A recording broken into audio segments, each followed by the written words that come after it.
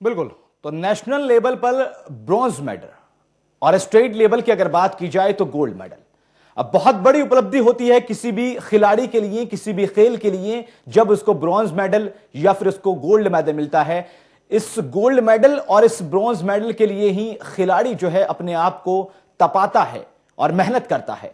लेकिन यहां पर तमाम उपलब्धियां हासिल करने के बावजूद भी न तो प्रोत्साहन मिला, न तारीफ मिली और ना ही कोई और सुविधा या फैसिलिटी मिली।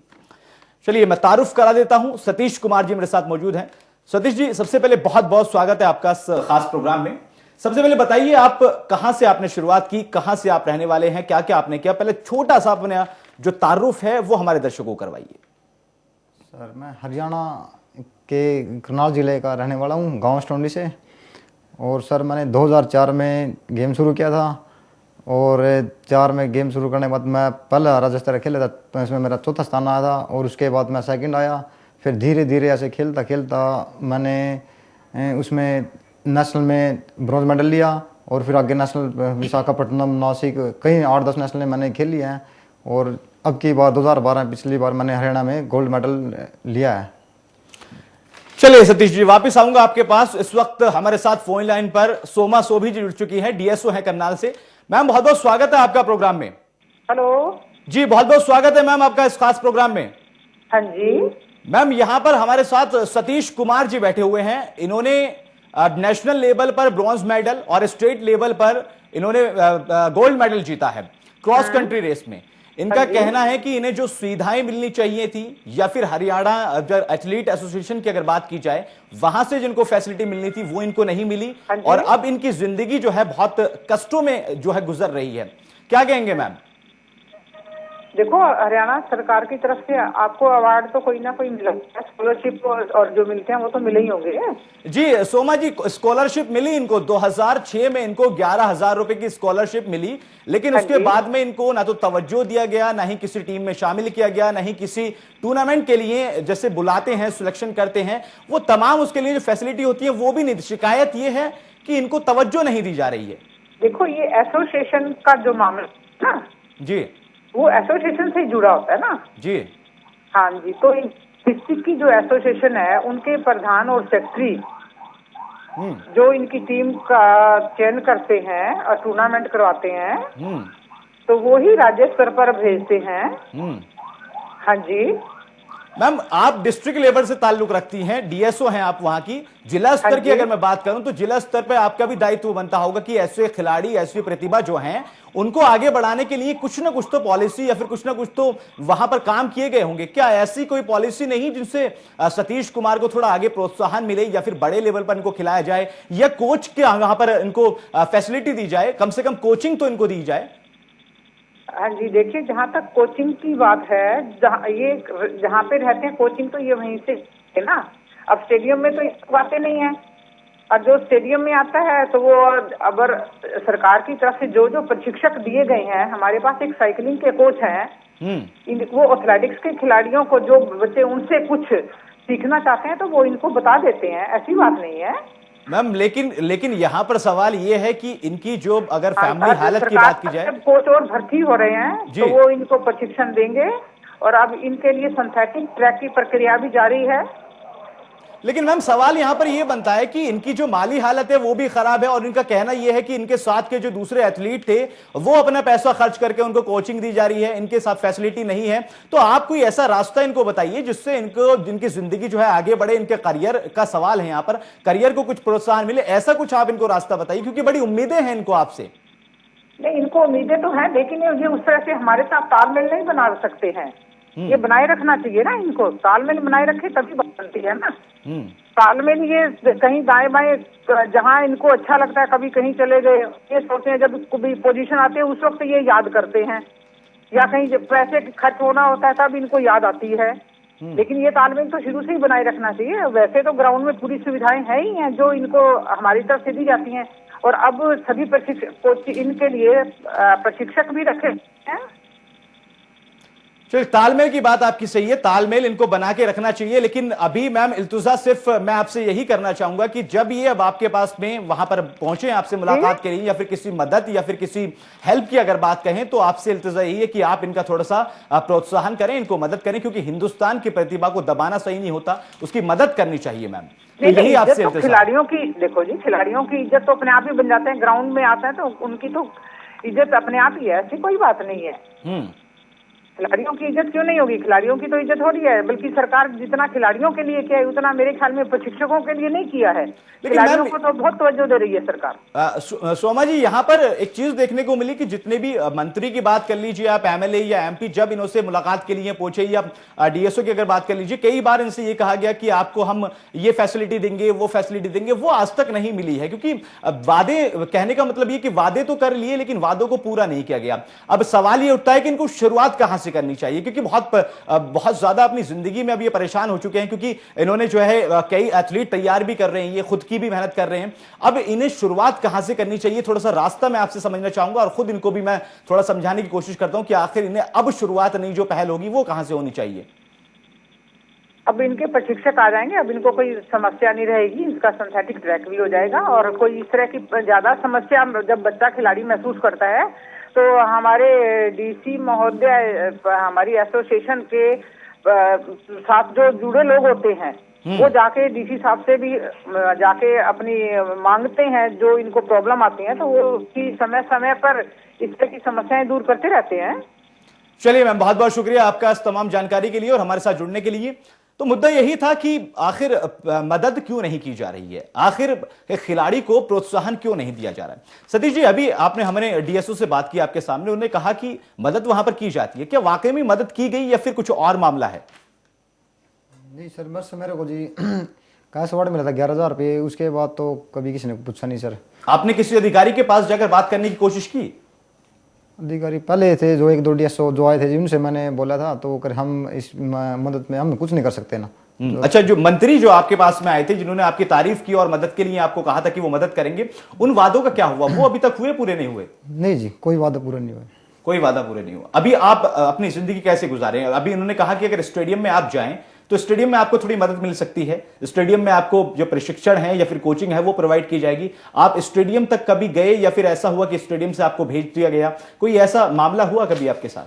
नो सर, ऐसा कोई मामला नहीं हुआ मेरे साथ। तो फिर आपको वहां पर जाना चाहिए था। आपको प्रशिक्षण अगर चाहिए, अगर आपको कोचिंग चाहिए, तो सबसे पहले आप जो आपका जिले का पड़ता है वहां पर आप जाएं, कोचिंग सेंटर पे, वहां पर कोचिंग लें, और फिर वहां कोचिंग लेने के बाद में अगर कोई शिकायत या कोई शिकवा होता है तो तब आपके बनता है कि आप इस चीज को थोड़ा उठाएं।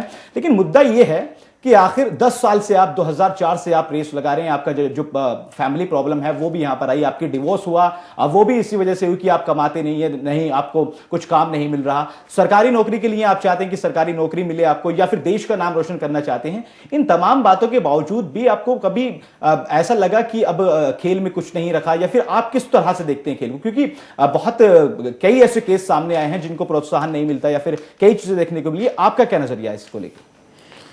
सर, इसमें यह है कि हम फिर अब 8-10 साल गेम कर किया, अब करे तो क्या करें, हम कुछ भी नहीं कर सकते सर।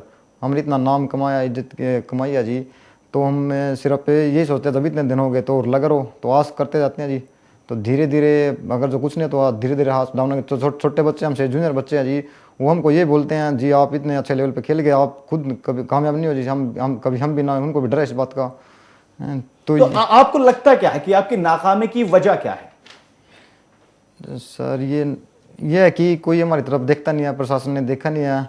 वैसे बस ये कि अपना अपना के एरिए के ना सभी एमएलए मंत्री लगा लेते हैं, हमारी तरफ कोई देखता नहीं है, वादे करके चले जाते हैं। हम कोई इंटरव्यू आएगा, कुछ आएगा, हमें बताना, बस इस तरह के वादे करके चले जाते हैं जी। नेशनल टीम में भी आपका सिलेक्शन हुआ, वहां पर आपने ब्रॉन्ज मेडल जीता 4 किलोमीटर रेस में। उसके बाद में फिर आपको कभी और उसके बाद में नेशनल टीम में दोबारा आपका सिलेक्शन कभी हुआ? जी सर, उसके बाद मैंने 6-7 नेशनल और खेली है जी। 6-7 बार नेशनल आपने खेला।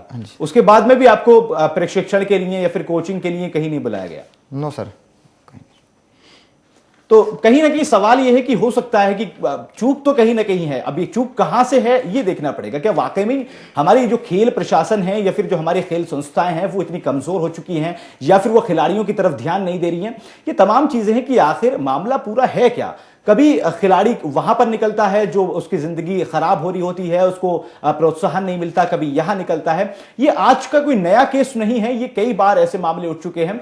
अच्छा, आप ये बताइए कि आपने कहा कि मेरी शादी जो है, आपकी शादी इस काम न करने की वजह से डिस्टर्ब हुई, आपका डिवोर्स भी हुआ, आपके घर वाले भी तंग हैं, आपकी फैमिली में भी कुछ नहीं होता। अब आपने कहा कि मैं कुछ लड़के और लड़कियां तैयार कर रहा हूं जो नेशनल लेवल पर खेलते हैं, उनके लिए पैसे की भी जरूरत होती है, उनके लिए थोड़ा और ऊर्जा की भी जरूरत होती है, खान पीन की भी जरूरत होती है, डाइट बहुत जरूरी है। उन सब चीजों के लिए आप ये कहां से पैसा प्रोवाइड करते हैं? आपने कहा मैं कारोबार भी कुछ नहीं करता, तो वो सब चीजें कहां से होती हैं? सर मैं जैसे बच्चों को थोड़ा प्रशिक्षण देता हूँ जी, बच्चे आते हैं 60-70 बच्चे आते हैं और 15-20 लड़कियाँ आती हैं। लड़कियों से सर मैं कोई फीस नहीं लेता, जो बच्चे हैं उनसे थोड़ा 500 रुपये मैंने बोला उनको देने के लिए, तो उनमें कोई दे देता कोई नहीं दे देता, तो थोड़ा बस उनसे गुजारा चला देता हूँ, जो 5,000 रुपये मिल जाता है मेरे को जी। अच्छा, आगे क्या करने की उम्मीद है आपकी? क्या चाहते हैं आप? प्रशासन से क्या मांगे आपकी? क्योंकि अभी आप टीवी के जरिए आपको माशाल्लाह सब देख रहे होंगे, तो आप अपनी आवाज को बता सकते हैं कि आपको ये परेशानी है, आपको ये चाहिए, आपको ये नहीं चाहिए, क्योंकि आप हिंदुस्तान के बाशिंदे हैं और राइट टू स्पीच सभी का अधिकार है। तो आप बोल सकते हैं जो आपको चाहिए, जो आपकी गलतियां रही हैं या फिर जो आपके साथ गलत हुआ है वो भी बताइए, और डिमांड क्या करना चाहते हैं ये भी आप बोल सकते हैं। सर जी मैं चाहता हूँ कि मेरे को कुछ ऐसा रास्ता दिखे कि जिससे मैं ना आगे बढ़ चढ़ कर अपने हरियाणा का, देश का नाम रोशन कर सकूँ, मैं भी इंटरनेशनल प्लेयर बन सकूँ। और मेरी तमन्ना है कि मैं पीठ पीछे इंडिया लिखा हो और आगे बढ़ चढ़ कर मैं अपने गांव का, देश का नाम रोशन करूं, और ताकि मेरे को देख के आगे छोटे बच्चे निकले और इसके माँ बाप का नाम रोशन हो। और बस सर यही कहना चाहता हूँ जी। चलिए, कहीं ना कहीं देशभक्ति जो है वो आपके अंदर है, आप करना चाहते हैं हिंदुस्तान के लिए और अपनी जर्सी पर भारत का नाम लिखवाना चाहते हैं, हिंदुस्तान के लिए मेडल जीतना चाहते हैं, लेकिन उसके लिए आपको अभी मेहनत करनी पड़ेगी। बेशक ये हो सकता है कि प्रशासन ने आपको थोड़ा सा नकारा हो, प्रशासन ने आपकी मदद नहीं की हो, या फिर यह भी हो सकता है कि खेल संस्थाओं ने थोड़ी तवज्जो ना दिया हो, क्योंकि अब बहुत सारे खिलाड़ी होते हैं, उनके बीच में एक दो खिलाड़ी छुप कर भी रह जाते हैं। हो सकता है कि आप उसी का शिकार हुए हों, लेकिन अब चीजें ये हैं कि आपकी आवाज जो है वो लोग सुनेंगे, क्योंकि इसलिए सुनेंगे क्योंकि आपने आवाज अपनी उठाई है, और अपने हक के लिए नहीं बल्कि आपने हिंदुस्तान के हक के लिए आवाज उठाई है। क्योंकि रेस की अगर मैं बात करूं, खाली दौड़ की अगर मैं बात करूं, तो पीटी उषा और अगर मिल्खा सिंह की बात की जाए, इनके बाद में कोई ऐसा नाम नहीं आया जो हिंदुस्तान के लिए नाम रोशन कर सके या हिंदुस्तान का नाम उसने बड़ा किया हो। उम्मीदें इसलिए हमें रेस से ज्यादा लगी रहती हैं, दौड़ से इसलिए ज्यादा लगी रहती हैं।